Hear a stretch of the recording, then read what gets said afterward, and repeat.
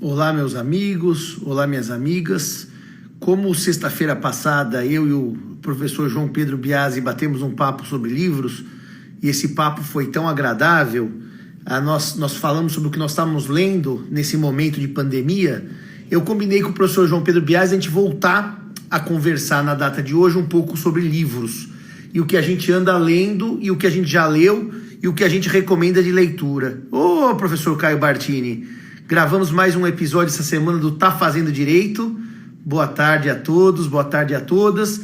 E o nosso objetivo, então, nessa tarde de hoje é conversar um pouco sobre livros e algumas dicas, o que a gente anda lendo, o que a gente anda gostando de ler, o que a gente já leu no passado e o que a gente pretende ler no futuro. Vocês também podem participar, só que a hora que o Biasi entrar eu vou dar uma travada nos comentários, só porque a live não está sustentando por problemas de internet. Mas, de qualquer maneira, o que nós estávamos falando?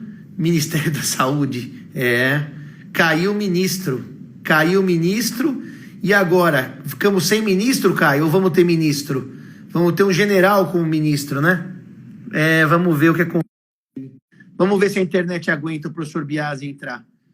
Se não caio eu ou não cai ele. Vamos ver. Só essa demora já não é um bom sinal. Professor Biasi. Pois é, meu amigo professor Simão, Tudo caiu o contigo? ministro da Saúde.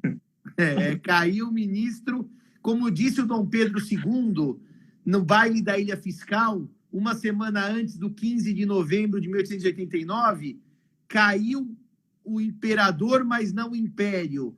Lê do engano, uma semana depois caiu o império também. Caiu tudo. Depois do baile da Ilha Fiscal. Eu estou sentado agradavelmente na minha poltrona, João Pedro, porque eu fiz umas fotos da minha biblioteca e foi engraçado que eu fiz de 4 estantes, cada uma foto. E daí o Rodrigo, que foi nosso aluno na São Francisco, falou assim: nossa, Simão, ganhei de você, eu tenho mais estantes do que você. Eu falei, bom, aqui em casa eu tenho 4. Olha. E lá em Lisboa eu tenho mais 5, e no escritório eu tenho mais 10. Então, quer dizer, dá para empatar comigo. Ganhar é o Nelson, né? É uma afirmação tanto quanto ousada, né? Dizer que está ganhando em número de estantes, né? É uma coisinha um pouco arriscada de dizer aí. Eu vou suspender um pouquinho os comentários, só porque senão a live não se sustenta, João. Claro. Eu quero fazer algumas perguntas hoje. A primeira pergunta que eu quero te fazer é a seguinte: qual foi o primeiro livro que você tem memória de ter lido? Mas não pode inventar, hein? Tem que ser honesto. Não, foi Chapeuzinho Vermelho. Olha, o primeiro livro que eu tenho certeza que foi o primeiro que eu li, porque eu li repetidas vezes, foi a história do Chapeuzinho Vermelho, numa edição bem grande, ilustrada, mas era um livro mesmo, tinha um textinho, aí cada página você virava. Nós não tínhamos muitos livros, né? Eu nasci no interior de São Paulo, e às vezes eu tinha ali 1 ou 2 historinhas, mas eu gostei muito da historinha do Chapeuzinho Vermelho. E aí eu lia várias e várias vezes o mesmo livro. Tinha umas 10 páginas. Esse foi o primeiro livro que eu tenho que contar. Você sabe que na verdade, primeiro livro que eu li foi porque minha mãe já tinha lido para mim. Quer dizer, então eu li com os meus próprios olhos o que minha mãe já tinha lido, que é essa coleção do Monteiro Lobato, que está aqui em cima da minha estante. Nossa, que lindo. Tá dando para ver aí, né, Johnny? Essa verde, né, professor? Essa verde, exatamente. Que são 12 volumes. Foi o primeiro livro que eu li, e por incrível que pareça, todo menino costumava começar a ler As Caçadas de Pedrinho. Mas eu não. Eu comecei porque o mais curtinho do Lobato é o livro que chama Histórias de Tia Anastácia, que ela conta fábulas brasileiras, etc. Histórias ficcionais, e é muito legal. Tem pequenos como se fossem aqueles ditados que explicam o que é mãe coruja, fábulas. Então, realmente, o Histórias de Tia Anastácia foi o primeiro livro que eu li com os meus próprios olhos, que eu tenho memória. Pode ser que pela escolinha eu tenha lido outras coisas, mas assim, eu não tenho memória. Então, o primeiro livro que eu li foi o Monteiro. E é engraçado que o Monteiro Lobato, ele gera na gente uma paixão viciante. Porque você lê um livro dele, você não quer parar de ler até ler todos. E, evidentemente, no meu tempo de infância, tinha o Sítio do Pica-Pau Amarelo na televisão. Então, era um apelo, além do programa, que eu não perdia, em ler os livros. A questão dos livros. E o Monteiro Lobato é muito bom, porque ele tem muita base histórica, mitológica, científica. Tem uma sátira na construção dos personagens que, depois, quando você lê, depois de ficar um pouco mais velho, você começa a notar essa sátira. É uma coisa incrível mesmo. A construção e a verticalização dos personagens no Monteiro Lobato é muito intenso. É muito divertido mesmo acompanhar essa construção. Agora, eu tentei inserir os meus afilhados, que eu tenho muitos, no mundo do Monteiro Lobato. Uhum. A leitura hoje é meio difícil, porque o português dele é um português difícil. Eu ia até comentar. Eu quero sugerir até um tema depois. Acho que não é mais o livro infantil que era no tempo de antes. Fale. O tema que eu quero sugerir para a gente debater aqui é o seguinte, é exatamente esse. Há umas 2 semanas atrás, 3 semanas atrás, li aqui no Instagram mesmo, acho que até um comentário, eu lembro do comentário do Bunazar, com o qual eu concordei bastante, inclusive, sobre isso, sobre adaptação, a necessidade de se fazer adaptações de livros até infanto-juvenis. Eu vou citar um exemplo, que é um exemplo clássico, As Viagens de Gulliver, que é um livro que eu li quando eu estava, acho que na 6ª série, 5ª série, não sei.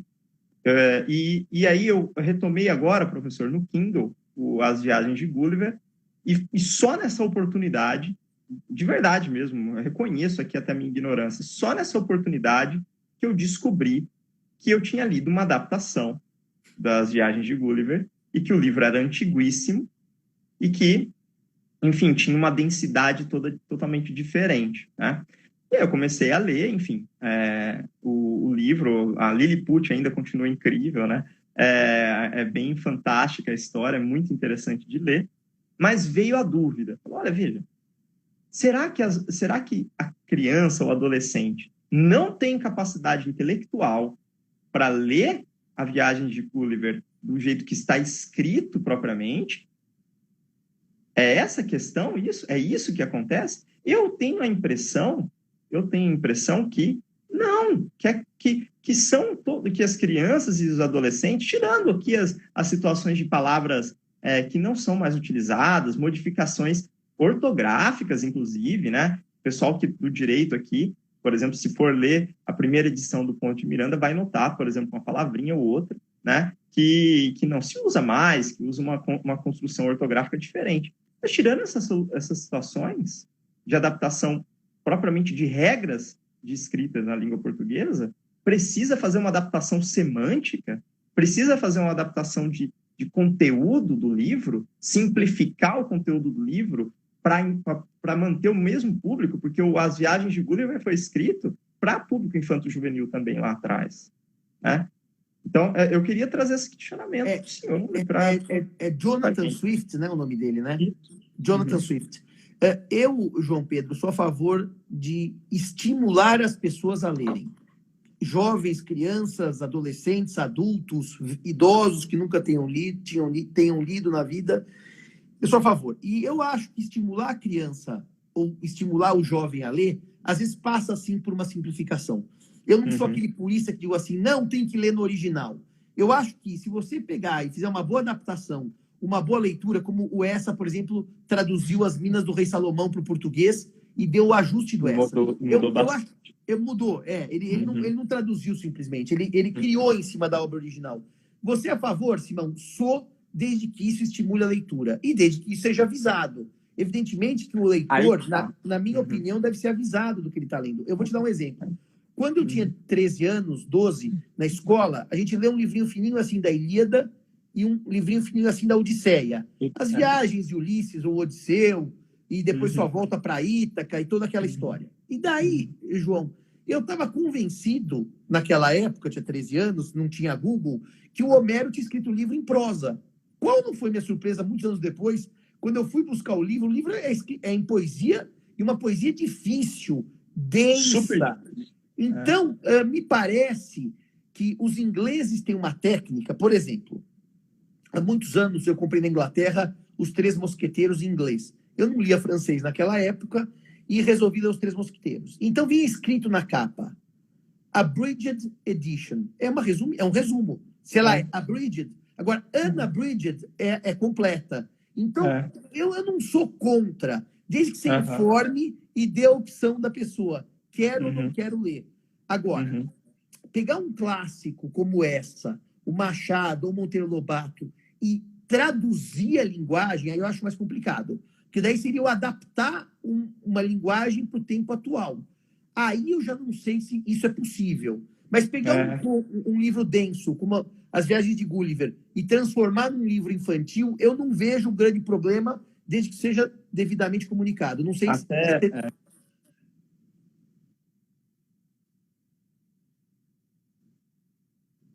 Numa época em que não existia propriamente o grande número de pessoas alfabetizadas no mundo, e aqui eu estou falando de uma história mais ocidental, né? Vamos pensar um pouquinho na Bíblia Ilustrada.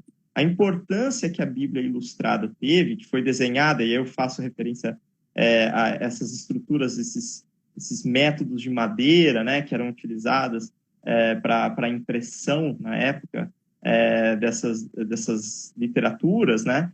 Quão importante aquilo foi, né? Dentro da perspectiva de acesso de linguagem, né? É claro que a gente está falando aqui de uma coisa totalmente diferente, né?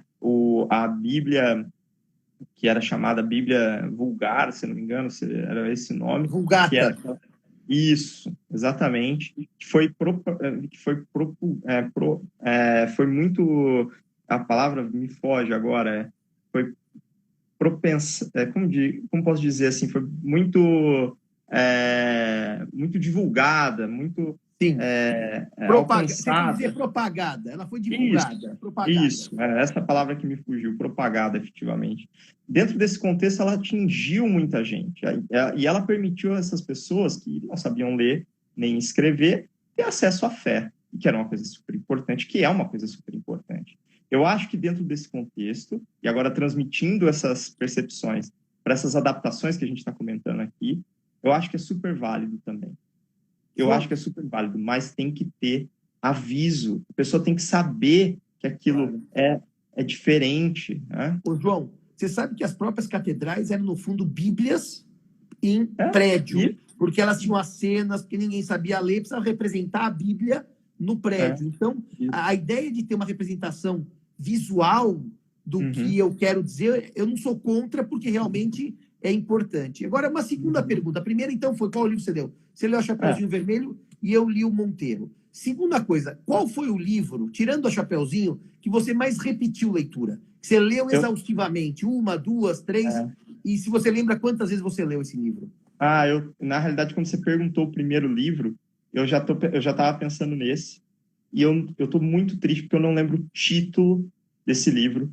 Mas eu lembro muito de ter lido over and over and over, a ponto de eu decorar as passagens do livro. Porque foi assim, professor, na quarta série do ensino fundamental, a minha professora de português passou esse livro para a gente ler. E eu li esse livro tantas e tantas vezes, uma coisa extremamente anormal mesmo. Mas você lembra a história, pelo menos, João? Nem eu lembro a história. Eu lembro a história. Era de uma menina que queria escrever um livro.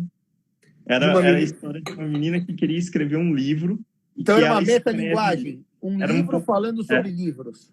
Exatamente. E aí tinha vários personagens da escola, amigos, os pais, né, falando desse tema. E é um livro totalmente infantil, né, super pequeno. E eu lembro bastante disso porque a professora fez uma prova desse livro. E eu lembro de ter copiado trechos do livro mesmo, que eu decorei, de tamanho vício no livro, eu decorei mesmo passagens, e ela veio falar com os meus pais achando que eu tinha colado a prova. Porque eu tinha colocado trechos, assim, literalmente. De tão viciado que você ficou, né? Você decorou o livro. E engraçado, porque depois disso, e aqui sendo sincero mesmo, eu tive um grande ato na minha leitura, sabe? Eu parei de ler completamente, assim, durante a minha quinta, sexta série, a continuidade do meu ensino fundamental, eu tive leituras, assim, pontuais, voltadas para passar de ano, sabe? Eu tirei a leitura da minha vida. João, o livro que eu mais li na minha vida, eu estava procurando aqui na estante, mas eu tenho uma questão, que eu tenho uma estante de livros aqui, uma estante em Lisboa, então nem sempre o que está aqui, eu acho que está aqui e está lá, ou vice-versa, tá certo? Mas, de qualquer maneira, o livro que eu mais li na minha vida, eu li na primeira vez por ordem da escola. A escola mandou fazer a leitura como leitura obrigatória, eu tinha 13 anos, na sétima série, e depois eu fiquei viciadíssimo nesse livro, e daí eu perdi esse livro, depois eu recomprei esse livro em português e recomprei esse livro em inglês, que é do George Orwell, A Revolução dos Bichos, em inglês é o Animal Farm, que é exatamente a história, não está aqui, João, deve estar lá em Lisboa, que é exatamente a história dos animais que dão um golpe de poder numa fazenda, defenestram o Mr. Jones e assumem o poder. É uma alegoria da Revolução Russa. E esse livro ele é fantástico, que tem aquela cena que todos conhecem, que os porcos lançam no celeiro a constituição do novo governo, vamos chamar assim, depois que os homens são destituídos. E daí tem a famosa frase: todos os animais são iguais. Daí, depois que os porcos vão para a segunda fase da Revolução, que seria mais ou menos a fase do bolchevismo, de Lenin, etc., eles põem uma vírgula e dizem, mas os porcos são mais iguais que os outros.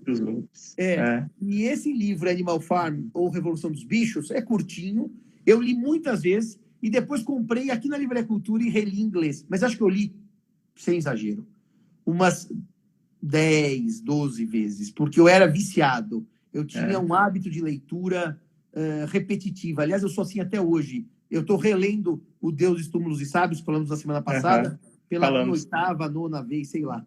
Essa minha amiga Cecília, quando soube, falou, mas de novo você está lendo esse livro? A Cecília me conhece, eu tenho 46, ela me conhece há 43 anos. Você já falou desse livro, você já leu várias vezes, mas eu sou um pouco obsessivo. Então, esse foi o livro que você leu mais vezes. Vamos para uma terceira pergunta agora. Essa é importante. Se você tivesse que citar 1 ou 2 livros que marcaram a sua vida, você fala, nossa, mas para mim aquilo... Porque, evidentemente, que o Animal Farm, o Revolução dos Bichos, que eu li 10 vezes, marcou minha vida. Mas algum livro que você não tenha lido tantas vezes, talvez uma única vez, mas foi um livro que calou fundo, que você tem saudades do tempo que você o leu. Eu tenho um que é claríssimo para mim, que é O Pequeno Príncipe. Para mim, O Pequeno Príncipe é o livro que mais me marcou. Porque é curioso, porque eu li O Pequeno Príncipe também no ensino fundamental, por motivos de pragmatismo de estudante, para passar em prova, sabe? Sem apego emocional nenhum. E aí depois, até faz pouco tempo, eu reli O Pequeno Príncipe motivado por conta daquele filme, de um filme que foi lançado recentemente, muito bonito o filme, inclusive, que é a história do Pequeno Príncipe, meio que ambientada na França do século XXI mesmo, né? Bem bacana o filme, legal, tem um senhorzinho, tem a raposa, tudo ali, né? E aí eu reli, e aquilo mexeu comigo de novo. Né? Foi uma coisa, assim, fantástica, é um livro fantástico mesmo. Você sabe que nas minhas aulas de francês, um dos primeiros livros que eu li, o primeiro de todos foi o L'Étranger do Camus, o Estrangeiro, mas depois a gente leu, eu e minha professora Pequeno Príncipe. Tem um detalhe que ele diz, tu te tornas responsável por aquilo que cativas. A raposa fala para ele. A raposa fala para ele no deserto. A raposa em francês é renard. E o verbo em francês é um verbo muito interessante, que é o verbo apprivoiser. E o apprivoiser, literalmente, é tornar escravo, é escravizar, é aprisionar. É o aprisionar. Então, tu te tornas responsável por aquilo que cativas. Eu gostei também do Pequeno Príncipe. Agora, assim, eu lembro de 2 ou 3 livros, que eu não posso citar um só, que marcaram a minha vida. Um foi O Nome da Rosa. Eu li O Nome da Rosa do Eco, eu tinha 15 anos, tinha 17 anos, estava prestando vestibular. Para descansar dos livros do vestibular, eu li O Nome da Rosa. Eu lembro que foi um livro que, assim, eu não consegui soltar, que me marcou, e depois reli mais velho, com outra dimensão, e O Nome da Rosa tem uma filosofia toda dos movimentos católicos e heréticos da Idade Média, que vão além do mistério. Mas sabe por que ele me marcou, João? Você não vai acreditar. Pela descrição que o Eco faz do portal da catedral, com aquelas cenas de inferno, e que eu lia aquilo e eu via como se eu estivesse enxergando o portal. A descrição dele é absurda. Absurda. E depois a história da segunda poética do Aristóteles. Eu achei O Nome da Rosa fantástico e, curiosamente, sabe onde que eu li pela segunda vez? Um ano novo que eu fui para Paraíba com os meus pais, já com o nosso amigo Rodrigo Toscano. Já bem depois, eu reli O Nome da Rosa. Um segundo livro que me impressionou demais, por indicação dessa amiga minha, Cecília, é uma coleção que eu já disse para você, e já disse para o Kairala, e já disse para o nosso amigo. Essa eu já imaginei que você ia falar. Que na hora que vocês acabarem algumas coisas que estão fazendo acadêmicas, tem que ler, é dos Reis Malditos. Os Reis Malditos é assim, aquela paixão da juventude, é a história do Filipe IV Belo e os seus cavalos, e a sua relação com a Ordem dos Templários. Quem está vendo esse Nightfall aí da Netflix, dos Templários, abandona o Nightfall e gasta tempo lendo os Reis Malditos. O autor chama-se Maurice Druon.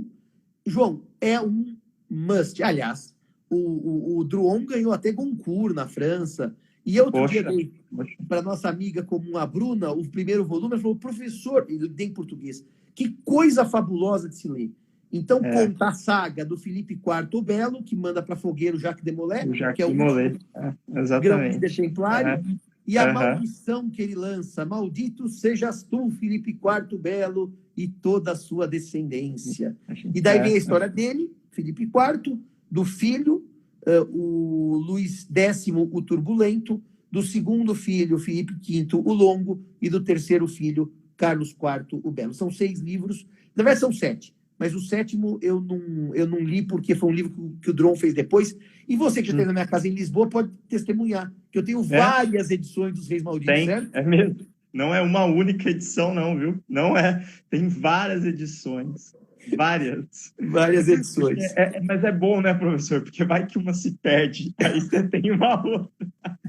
E os Reis Malditos é aquela coleção que eu não empresto, não dou, não faço nada. Fica na minha estante. Fica ali. Talvez, João... Guardadas as 7 chaves. Um terceiro livro que me marcou e que me despertou para o realismo foi o Dom Casmurro do Machado. Foi o primeiro que eu li também na escola.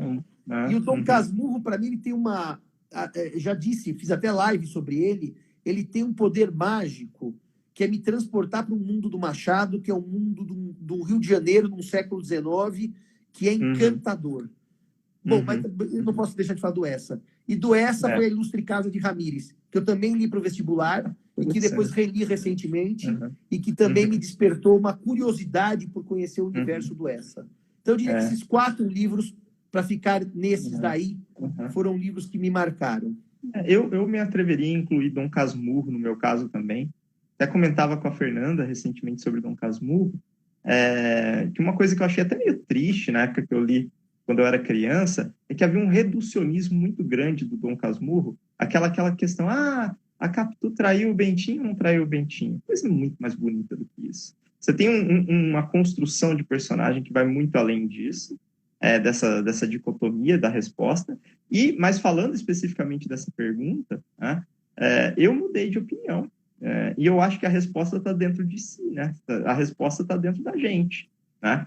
Quando a gente lê o Dom Casmurro e tem talvez um mindset, digamos assim, uma estrutura emocional, mental de um jeito, talvez a gente caminha para uma resposta. Quando a gente está numa outra estrutura, eu sinto que a gente pode caminhar para outra resposta. Eu acho que é interessante isso, porque me parece que, para mim, Dom Casmurro significa muito mais do que Bentinho, Capitu traiu ou não traiu Bentinho. Diz sobre uma personalidade muito conturbada, complexa em vários aspectos da vida, e é divertidíssimo ver como o Machado de Assis constrói esses problemas dentro da psique propriamente do Bentinho, e tem muito mais do que só a traição. É realmente uma obra fantástica. Eu tenho a opinião, eu até fiz uma coisa, João, aqui, com o Dom Casmurro especificamente, que eu consegui comprar na Inglaterra uma tradução para o inglês do Dom Casmurro. Esse aqui, estou mostrando, ó, agora eu vou mostrar. Agora Essa aqui é uma tradução para o inglês do Dom Casmurro, porque eu queria ver como é que ele traduzia olhos de ressaca, que a Capitu tinha os olhos de ressaca oblíqua e dissimulada. A edição que eu li do Dom Casmurro, por acaso não está aqui na minha frente, mas está aqui na minha frente a que eu li da Ilustre Casa, tá? Essa é a edição que eu li no meu tempo de vestibular da Ilustre Casa de Ramírez. E o que eu li do Machado era da editora Scipione, o Dom Casmurro. Ele era pretinho, assim, sabe? Um livro fininho. Aliás, já sei onde está o Dom Casmurro. Meu Dom Casmurro deve estar aqui em cima, porque eu tinha trazido para falar dele do essa. Não está. Não está aqui em cima. Mas o Dom Casmurro, quando você lê mais velho, e eu reli em 2015, quando meu pai teve um problema de saúde, e eu passei as madrugadas com ele na UTI do Sírio-Libanês, eu li à noite o Dom Casmurro. O Dom Casmurro, quando você lê mais velho, você tem uma percepção da profundidade e densidade dos personagens muito maior do que quando você lê mais novo. Aliás, quando você vê as pistas que o Machado dá, já começando por que ele é Casmurro, e porque ele quer unir as duas pontas da vida, a casa do Engenho Velho com a casa de Mata-Cavalos, e a própria brincadeira que o Casmurro faz, dizendo, sabe, caros leitores, a vida é uma ópera, o problema é que nessa ópera da vida, Deus compôs o libreto, a letra, né? Mas Satanás a melodia, quer dizer, vai mostrando, no fundo, a complexidade da personalidade do Bentinho, e que ele era um sujeito muito perturbado. Bastante. Ele tinha uma leitura da realidade muito própria, ou seja, uma leitura muito parcial da Capitu, né? O que eu acho legal, e a gente talvez só depois de velho talvez perceba isso, né?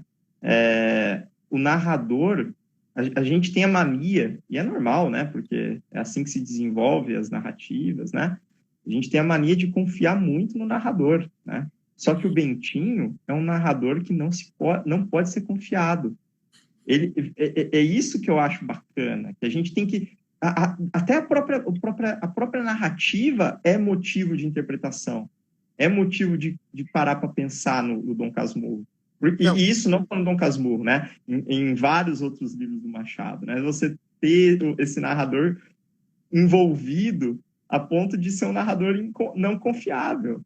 Bom, pior do que o Brás Cubas, que é um defunto autor, ou um autor defunto, mas eu ia te dizer duas coisas sobre narradores que você não pode confiar. Duas. A primeira, que quem não viu a série Game of Thrones, eu amei. Mas quem viu, eu recomendo vivamente que leia os livros do Martin. Porque o Martin faz uma narração pluripessoal.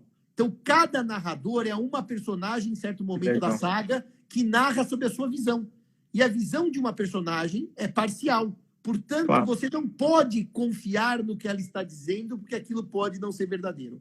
O Martin é o rei da construção da pluripessoalidade narrativa. Agora, um segundo livro, João. Outro dia eu estava vendo lá, que eu sigo o Bookster, o Pedro Pacífico, e ele estava dizendo, olha, estou lendo pela primeira vez a Agatha Christie, estou lendo O Cavalo Amarelo. Até depois eu mandei uma mensagem para ele, dizendo, ô Pedro, o livro da Agatha Christie, em que você não pode confiar no narrador, chama-se The Murder of Roger Ackroyd. Quem quiser um livro para descobrir como confiar no narrador em primeira pessoa pode te levar ao cano, leia o assassinato de Roger Ackroyd. Eu vou anotar essa, hein? Essa eu vou dar você não tem hábito de ler Agatha Christie, né? Ou tem? Não. Eu não sei. Não, mas assim, depois eu posso até te passar um roteiro para você ler uns 2 antes. Porque quando você chega no assassinato de Roger Ackroyd, a sua vida muda em termos de mistério. Você fala, não é possível que alguém consegue construir de maneira tão fantástica... Agora está tocando o telefone aqui, eu só vou desligar, João, porque eu ainda tenho o telefone fixo em casa, sabe? Uma coisa que ninguém mais tem, mas eu ainda tenho. Então, João, o narrador, ele pode ser de pouca fiabilidade, extrema desconfiança. Então tem que tomar cuidado com quem acredita no narrador, porque o narrador, em primeira pessoa, normalmente não é neutro. É um narrador viciado.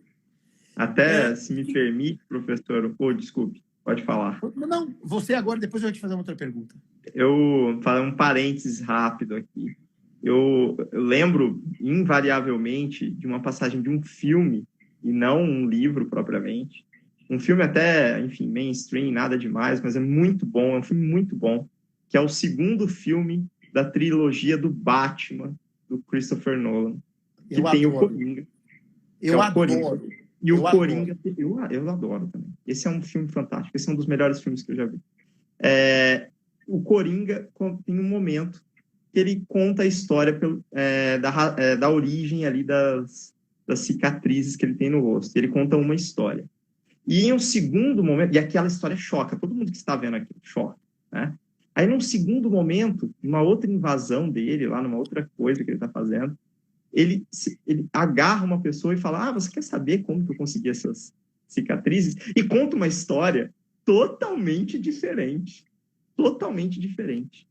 E essa peculiaridade da direção desse filme é fantástica, que mostra quão perturbada a pessoa é, quão destruída e quão não confiável ela é, quão imprevisível. O Coringa é totalmente imprevisível. Né? Eu acho que isso é bem legal. João, falando de personagens não confiáveis, eu quero contar uma outra coisa para os nossos ouvintes que nos assistem aqui. Eu li também há muitos anos A Cidade e a Serra, a Cidade e a Serra do Essa. E quando eu li há muitos anos, eu não tinha compreensão nem do idioma suficiente e nem de nada suficientemente para compreender a obra.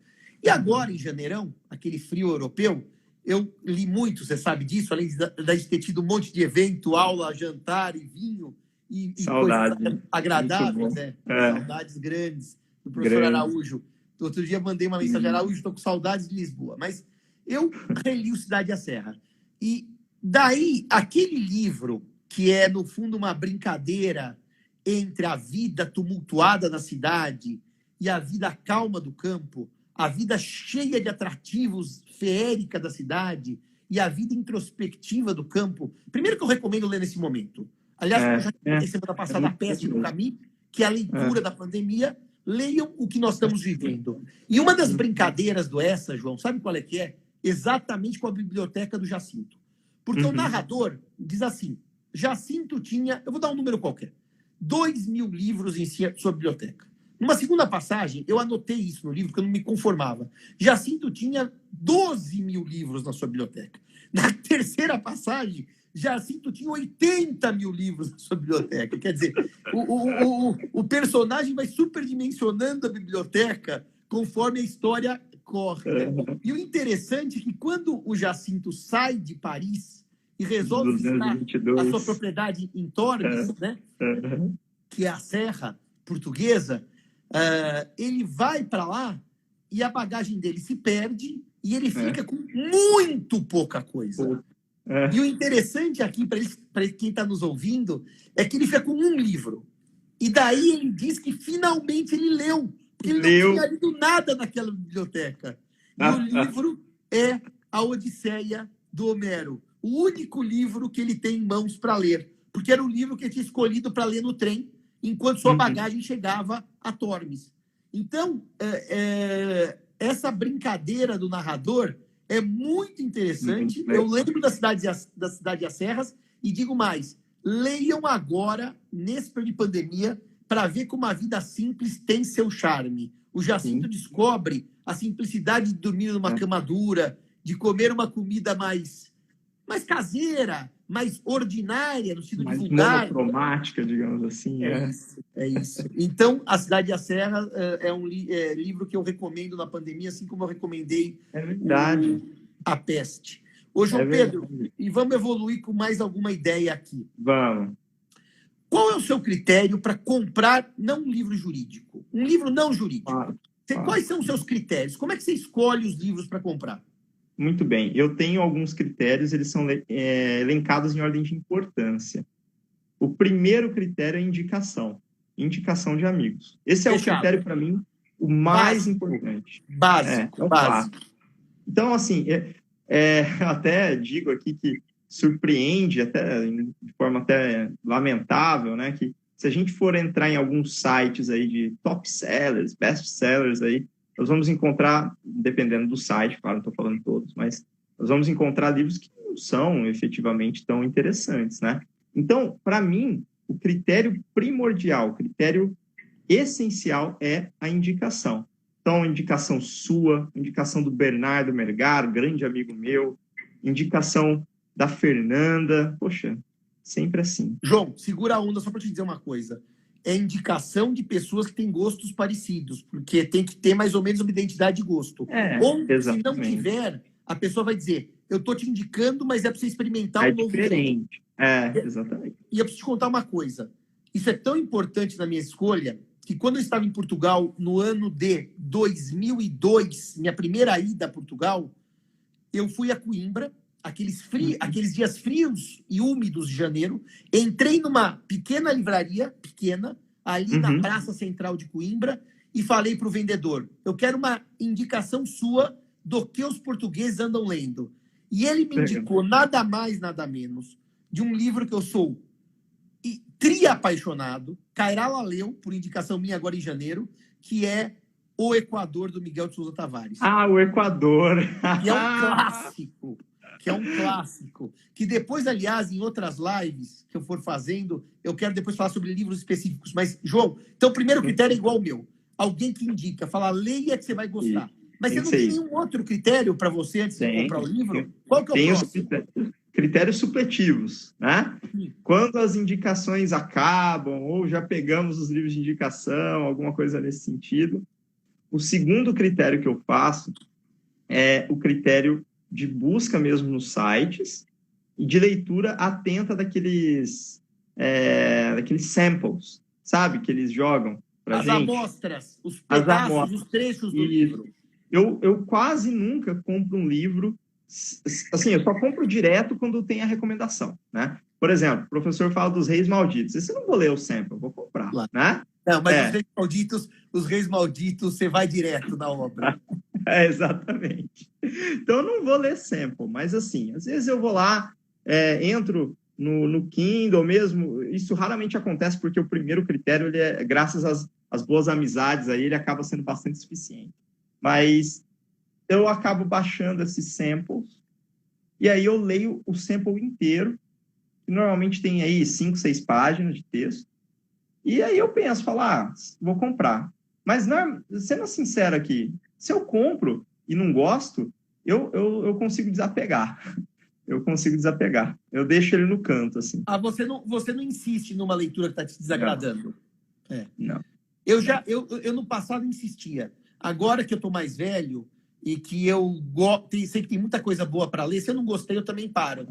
E meu problema que todo mundo tira sarro de mim, até o Wilson hoje no Instagram tirando sarro, é que eu odeio o Saramago e todo mundo gosta. Eu ia falar isso, não é possível. Eu odeio o Saramago. Aliás, quando eu conheci o Araújo português, eu morria de vergonha de dizer que eu detestava o Saramago, e ele também detesta. O dia que ele falou isso para mim, João, foi uma libertação. Eu odeio o Saramago. Eu acho o Saramago um cara intragável. Eu ia falar, juro mesmo que eu ia falar. A minha experiência com As Intermitências da Morte. Eu peguei, livrinho fininho. Eu falei, vou conhecer o Saramago, né? Todo mundo fala do Saramago, isso e aquilo. Nossa, eu fiquei mal lendo aquilo lá. Eu juro, eu fiquei mal, pessoalmente mal. O estômago ficou mal. Fiquei mal. Eu falei, vou parar com isso aqui, não aguento mais. É curioso uma coisa, que hoje uma das nossas amigas de Instagram mandou uma mensagem: Simão, você já leu o Pequeno Tratado das Grandes Virtudes, do Sponville e tal? Eu falei, olha, eu não li, porque quando eu tentei ler há alguns anos, foi intragável. Mas, curiosamente, é um livro que eu tenho vontade de tentar reler. Porque às vezes passa o tempo, mas o Saramago, Saramago acaba com a gente. Nessa encarnação, João, se tiver próximo, eu não sei, porque eu não vou jurar. Nessa, eu nasci 18 de janeiro de 74, chamado José Fernando Simão, em São Paulo, capital. Essa eu não vou ver Saramago mais. Saramago já deixei. Já foi. Já passou. Agora, o que eu tinha te perguntado, João, que eu esqueci, que a gente foi falando... o seu critério de escolha 2, que é o critério da leitura, eu também. Por isso que, para mim, faz falta a livraria. Porque eu gosto de sentar e ler um capítulo, ler 5 páginas. E eu acho que o livro é um prazer sensorial tátil. Então, um livro bonito, que você consiga ir virando as páginas. Então, eu também leio um pouco antes de comprar. Então, eu faço assim, meus critérios. Indicação sempre, leitura de um capítulo ou de página sempre. E o terceiro que eu gosto muito, João, é o chamado acaso. Você vai andando na livraria, vai vendo as capas, lendo as orelhas e, de repente, se depara com um livro, fala, puxa, mas que coisa interessante isso daqui. Será que eu vou gostar? E eu acabo comprando. Alguns que eu fiz isso são mais livros históricos. Por exemplo, na Inglaterra, eu comprei já 3 livros históricos que são assim. 2 estão traduzidos para o português, um não está. Um foi Os 13 Imperadores, da Miranda Carter. Que eu cheguei na Inglaterra, sentei, li um capítulo, falei, eu amei esse livro. Trouxe para o Brasil, devorei 13 Imperadores, a história do George, do Nick e do Willie, os 3 primos que conduziram a Primeira Guerra Mundial. O segundo livro que eu fiz isso, que eu sentei e amei, é um livro de 4 personalidades históricas, acho que chama Four Kings até, 4, eu não lembro de cabeça, que é o Saladino, o Francisco I, o Henrique VIII e o Carlos V. Cheguei na Inglaterra e li. Então, esses, assim, são descobertas a esmo. Eu também gosto dessa ideia de parar numa livraria e procurar livros, sabe? Me agrada bastante. Esse jeito de comprar livro já me rendeu boas leituras já. Eu lembro uma viagem que eu fiz, estava morando na Itália ainda, fiz uma viagem para, não lembro agora, uma cidadezinha pequena lá de Lásio mesmo, estava em Roma, né? Ali perto de Roma, que eu fui com um amigo meu, professor, inclusive Fabrício Bastos, foi lá comigo, a gente dividiu o automóvel, e nós chegamos lá num castelo, numa cidade pequena que tinha um castelo. Ninguém ali, professor, vazia, quase ninguém, a gente fazendo todo o passeio sozinho. Aí, de repente, chegamos naquela lojinha, né, de museu, e tinha um livro falando assim, o dinheiro na Idade Média. Era alguma coisa assim, o dinheiro na Idade Média. E eu fui lá e comprei o livro. Mal sabia eu que era um livro clássico sobre o assunto. Um livro clássico mesmo sobre o assunto, escrito por um francês. Se eu tivesse com o livro aqui, até mostrava. E ele conta coisas muito interessantes de como o dinheiro não tinha o significado que a gente tem hoje tão facilmente. A gente coloca dinheiro numa definição hoje quase que automática, né? Essa definição não se comparava com a definição de riqueza, por exemplo. Riqueza tinha uma outra perspectiva na Idade Média, né? E essa leitura foi uma delícia, um livro curtinho, de 150, 200 páginas, que eu li ali na Itália mesmo, rapidinho, e foi ótimo. Foi dessas compras, sabe, ao acaso. Você pega ali, fala, olha aqui, ó, tem esse livrinho aqui, a capa dele é interessante, eu vou comprar. E às vezes sai uma leitura boa disso aí. E sempre que eu tô cansado, também falando da Itália, eu tinha estado de férias na Itália, sozinho, na região de Gênova, eu fui para Cinque Terre, etc. E no meu último dia de viagem, eu tinha que voltar para Milão para tomar o avião para Lisboa. E eu estava lá, tinha acabado de ler 2 volumes do Game of Thrones, daquele tamanho em papel que eu carrego. A minha mala é assim, são 40 quilos, 30 de livro e 10 de roupa, né? E daí, João, eu cheguei na Feltrinelli de Milão, lá ao lado do Duomo, e eu queria comprar um livrinho para ler no avião, né? Eu comprei a Agatha Christie em inglês, não italiano, o Dead Man's Folly, e fui lendo no avião. Então, eu de vez em quando também gosto de comprar livrinhos leves, coisas mais suaves, para você não ter que gastar a cabeça. Quase para você usar a leitura como um verdadeiro descanso. Então, Agora, João, nós já estamos com 45 minutos, eu vou abrir aqui os comentários. Qual que é o seu livro que eu vou chamar de Guilty Pleasure? Aquele livro que dá até vergonha de contar que você leu. Que você não contaria para ninguém que você leu. Nem para sua família, nem para os seus amigos, mas que você leu e tem vergonha de contar. Eu vou, assim, não é vergonha aquela coisa, mas eu li 3 livros do Dan Brown. Li diretão livros do Dan Brown, direto, seco, assim, na época que estava na moda, tá? Eu vi o filme, achei o filme, não li antes, vamos confessar. Eu vi o filme primeiro, e aí eu falei, Código da Vinci, vou ler esse negócio. Li, achei interessante. Depois eu li O Inferno, e depois eu li um outro lá, que é o que se passa em Washington, que eu nem lembro o nome. Sim. Tá bom. Eu acho que o Dan Brown nem é tão guilty pleasure. Eu li também. Eu li só 2, tá? O Anjos e Demônios e o Código da Vinci. Depois eu tentei ler mais um, mas daí já achei que não estava um pouco uma nota só, previsível. E aí eu parei a leitura. Eu não fui muito além disso. Mas o meu guilty pleasure é bem mais guilty pleasure que o seu. É bem mais vergonhoso. E o pior é que eu vou dizer uma frase aqui que vai chocar você e quem estiver ouvindo vai ficar registrado. Eu li vários livros do Paulo Coelho, mas eu li vários livros do Paulo Coelho. E vou te dizer uma coisa, e todo mundo pode ficar chocado. Eu amei ler os livros do Paulo Coelho. Eu amei. Eu não vou minimizar o prazer que eu tive em ler Paulo Coelho. As Valquírias, por exemplo, é um dos livros mais legais que eu já li na minha vida. Mas eu lembro que quando eu estava em Coimbra e eu fui comprar aquele livro sugerido, que era o Equador, eu perguntei ao vendedor lá em Coimbra, João, que livro que os portugueses andam lendo, né? E daí ele virou e falou assim, Paulo Coelho. Eu falei, não, esse eu já tenho no Brasil, eu quero saber alguma coisa mais local. E aí veio o Equador. E veio o Equador, que foi uma belíssima surpresa. Mas o meu guilty pleasure foi ter lido o Paulo Coelho. E, ultimamente, eu acho que eu não tenho tido guilty pleasure na leitura, porque eu ando lendo coisas mais... Sei lá, eu ando lendo coisas mais legais.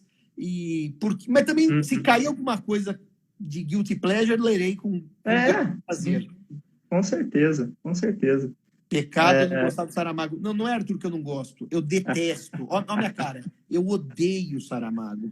O Saramago, para mim, é uma leitura indigesta. Aliás, eu digo sempre, João, que um país que produziu essa de Queiroz não podia ter produzido o Saramago. Porque o Saramago é o fim da literatura. Mas fazer o quê? Faz parte da vida. Fazer o quê, né? Você gosta do Saramago, eu não. Você deve gostar de Mamão Papai e eu detesto. A gente não tem essa nossa... A vida é legal porque cada um gosta de um tipo de leitura. Exatamente. A vida é assim, porque cada um gosta de um tipo de leitura, né? Seria do Saramago. Saramago precisa de leitores aí, todos nós precisamos, né? Olha lá, a nossa amiga disse que adorou o Evangelho de Jesus Cristo. Olha lá, a outra já disse que não conseguiu ler o Saramago. Eu não consigo. Saramago é um projeto da próxima encarnação. E o pior, João, que outro dia eu estava na Itália, essa viagem que eu te contei, e eu bati foto dos livros dele em italiano, né? Claro, ele foi traduzido para todos os idiomas europeus. Claro. E eu pus assim, até na Itália o Saramago me persegue. Eu vendo uma livraria, primeiro que eu deparo aqui é o Saramago. Cara! Para minha alegria, tinha também Machado em italiano. Agora, o Hermann Hesse, eu quero te contar uma coisa, Marta. Eu li há muito tempo o Siddhartha, mas agora eu tive uma indicação de uma amiga da Vera para ler o Lobo da Estepe. E eu fiz o quê? Entrei numa livraria portuguesa, estava lá em janeiro, comprei o Lobo da Estepe e pus na minha, vamos dizer, prateleira, João, dos próximos a serem lidos. E estava ele, e estava um do Vargas Llosa, que eu comprei também. Ninguém escreve ao coronel, deve ser isso? Ou esse é do... Bom, não sei, mas é um livro do Llosa. E daí o que aconteceu? Eu vim para cá e falei, na Páscoa, quando eu regressar, eu vou começar por esses 2 livros. Só que, infelizmente, a pandemia nos impediu de regressar a Portugal. Então, o Hermann Hesse, Marta, eu vou ficar devendo a resposta para você, porque ele está lá em cima da minha mesa, e um dia eu vou poder voltar para Portugal. Claro. E vou poder ler o Hermann Hesse e conversar com você. Agora, eu ia exatamente perguntar isso dos próximos projetos. O que temos em vista para a gente ler de futuro, João? Eu tenho uma missão... né? Futuro próximo, exato. Eu tenho a missão de continuar com o Steven Saylor, que eu estou adorando. Estou terminando já, agora, o Enigma de Catilina. Fantástico. Você já está no Enigma de Catilina? Já estou no terceirão, já. Já está no terceiro volume. Já estou terminando, já. Estou lendo em inglês, por causa, enfim, do acesso e tal. E estou ansioso, porque esse 3 agora, ele tem um ritmo totalmente diferente, mas não menos interessante. Tá? Só deixa eu contextualizar uma coisa. Para quem não viu nossa outra live, eu e o João somos fãs de uma coleção de um autor americano chamado Steven Saylor, que chama Roma Sub Rosa. Sub Rosa porque é uma coleção embaixo da rosa, porque é de mistério. E o personagem principal chama Gordiano, o Descobridor. Em inglês, Gordianus the Finder. E o primeiro volume chama Sangue Romano, da coleção. O segundo chama O Abraço de Nêmesis, que eu dei para ele, que eu comprei e dei para o João de presente. E o terceiro volume é o Enigma de Catilina. Cosquetandem Catilina, Butere Paciência Nostra, que é exatamente o que o João está lendo. A coleção é enorme. Eu comecei a ler nos anos 90 e eu já acabei, porque toda vez que o Sailor lança um livro novo, eu compro no dia do lançamento e leio no dia. O Sailor não tem o delay de um minuto entre ele lançar o livro e eu ler. Não tem como, não tem como. É muito bom mesmo. Eu ainda tenho um bom caminho pela frente, o que me dá tranquilidade, não ansiedade, tranquilidade. Eu tenho muito aí o que ler de qualidade, né? E aí eu tenho inveja. Eu tenho inveja de já ter lido e você não, porque você vai ter um prazer que eu já tive, tá certo? Exatamente. Está sendo muito bom, porque é muito criativo. Uma coisa que eu não imaginava que ia acontecer, eu imaginava que o estilo de narrativa ia se manter, e eu estava ok com isso, porque é fantástico o livro, né? Mas esse terceiro é totalmente diferente, ele tem um ritmo diferente. O Gordiano está mais velho, tem um ritmo totalmente diferente. Ele começa a agir mais com a cabeça e menos com os músculos ali. Fica uma coisa realmente muito divertida de ler, essa mudança de perspectiva, os valores dele, incrível, é emocionante, é muito bom. A nossa ouvinte pergunta, nossa espectadora, qual é o autor, os escritores prediletos? É tão difícil falar isso. Olha, por exemplo, eu descobri, por indicação da Vera Jorge, um livro que chama-se Elegância do Ouriço. Ela chama Muriel Barbery, com Y, A Elegância do Ouriço. Descobri isso, sei lá, 4 anos, 5 anos. Minha amiga, eu li aquilo, mas eu chorei no final. Quer dizer, assim, é um livro absolutamente fantástico. É muito difícil. Agora eu estou lendo, por indicação do Bunazar, o Scruton. Eu estou achando... não está entre os meus prediletos, mas uma filosofia fantástica. Agora, se tivesse que escolher um só, eu ia falar essa. Porque mas é injusto, viu, João Pedro? É injusto, porque essa é um dos livros que eu amo ler, mas, assim, talvez se eu tivesse que ir para uma ilha sozinho, com uma coleção de um único autor, eu levaria o essa. Porque o essa é a leitura que me dá um grande prazer, sabe? Então, e você tem algum que você pode dizer, o predileto de todos? Difícil, é muito difícil mesmo. Eu talvez diria Machado, mas porque eu gosto bastante das questões universais que o Machado traz, a parte filosófica, a psicológica do Machado, eu acho. Mas, nossa, eu falo com desgosto até, porque deixar muita gente para trás seria até um equívoco. Não, mas só vamos regressar aqui a pergunta. Então, vamos regressar a pergunta. Seu próximo projeto é prosseguir com o Sailor, e você vai lendo o Sailor, o José de Alencar. Eu não sou muito apaixonado por ele, mas eu comprei a Senhora agora, e eu vou tentar ler a Senhora. Não, eu não conheço. Benevolentes não conheço. Comentando sobre o José de Alencar, eu acho, um livro que muita gente fala que não é o melhor, né? Que é Iracema mesmo, né? Eu li. É o símbolo do romantismo, né? Mas cansa um pouquinho, né? Dizem que tem coisas melhores aí do Zé, na mudança de perspectiva dele. Seguramente tem mesmo, mas é um bom, enfim, também é um ótimo escritor, claro. João, mas só para prosseguir, eu ia dizer isso, o André fez uma pergunta, que é o primeiro eu ia dizer isso, escapou na minha cabeça. Para quem não tem intimidade com essa, comece pelo Crime do Padre Amaro ou pelo Primo Basílio, que são os 2 livros dele menos descritivos em termos de personagens e de grandes narrativas de detalhes. Porque começar pela Cidade de Serras e começar pelos Maias... Como eu comecei. É bem mais complicado. Então, o essa é o Primo Basílio ou o Crime do Padre Amaro. São os livros talvez mais degustáveis do essa. Mas, João, então só o próximo projeto. Além do Sailor, que mais nós estamos em mira aí para a gente ler? De literatura... Além do Sailor, séries de livros eu não tenho nenhuma em mente. Assim, tem algumas, como propriamente Os Reis Malditos, como propriamente... Até mesmo pensei em ler o Game of Thrones, assim, de verdade mesmo, ler os livros e tudo mais, mas eu não botei nada em definitivo. eu estou lendo, entre os livros do Saylor, eu estou parando e lendo um livro aleatório, dessas de recomendação, né? O último que eu li foi, por exemplo, aquele Educated, e aí depois eu até emendei um outro, né, que a gente falou na live anterior, que era o Projeto Rose, que é um livrinho maravilhoso, leve, delicioso de ler, né? Para esse, agora no final agora do terceiro, do Saylor, eu estou totalmente não definido, não sei o que eu vou ler entre o terceiro e o quarto, está totalmente em aberto. Cristiano, eu não li o Pamuk, nunca li nada dele, e depois você tem meu contato de WhatsApp, me diz do que se trata exatamente para despertar meu interesse. Eu esqueci de falar, evidentemente, nem vou falar, porque todas as lives jurídicas eu falo dele, e eu estou escrevendo e citando ele, que é o Harari. Então vamos pular o Harari, porque o Harari... Não, o Harari é outra conversa, deixa para o jurídico o Harari, tá?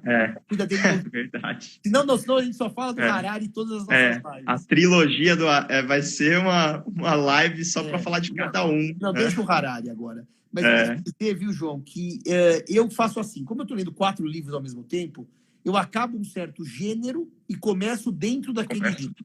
Então eu acabei o Dostoiévski, os Demônios, e comecei a Peste, que é o romance. Agora eu estou acabando Deuses, Túmulos e Sábios, que eu já estou no 4º livro, que é o livro das escadas, e acabando eu vou ler Akhenaton e Nefertiti, que é uma parte que é histórico, tá certo? E acabando o Machado, eu vou ler O Senhora, do José de Alencar, que eu nunca li. Então eu estou fazendo assim, eu acabo um livro e começo outro no estilo. Mas como eu estou lendo muitos ao mesmo tempo, está sendo uma coisa lenta, mas me dá muito prazer. E eu queria aproveitar e mostrar uma coisa, João, que eu publiquei no Instagram, só que eu tenho que mostrar com cuidado, que minha cozinha está uma zona, e eu não quero que vocês vejam a zona da minha cozinha. Que eu comprei hoje para acompanhar as minhas leituras, o café, que não é o Biase café, é o Baggio. Ainda não. Que é o primo do Biase. É um café espetacular, João. Eu estou comprando cafés aromatizados. É espetacular. Espetacular. Exatamente. É bom. Meu amigo, 5h28 é hora de nos despedirmos. Olha como passa rápido. Jonas, eu não li o Crime e Castigo, mas eu li Os Demônios. E o próximo Dostoiévski meu, O Idiota, e depois eu vou para o Crime e Castigo. Eu estou numa fase completamente russa, tá certo? João, para sua despedida, meu amigo.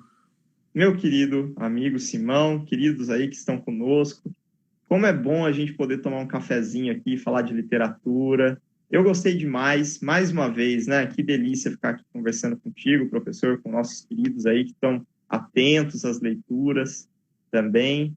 É um jeito da gente, enfim, relaxar, compartilhar experiências literárias.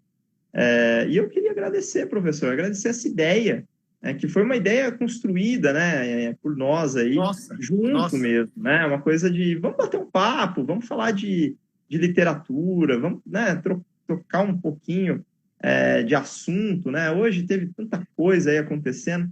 Gente, é bom parar para falar um pouco de Essa, é bom parar para falar um pouco de Machado, né? É verdade. Que bom que a gente fez isso e estamos aí, vamos manter essas conversas, eu acho que é uma delícia, por mim, continuamos. Eu vou agradecer também, dizer que foi um prazer conversar com o João, eu achando que nós íamos ter meia hora de papo, que não ia ter conversa, o papo durou 1 hora, e dizer que nesse tempo de pandemia, leiam, porque ler é uma das melhores coisas da vida.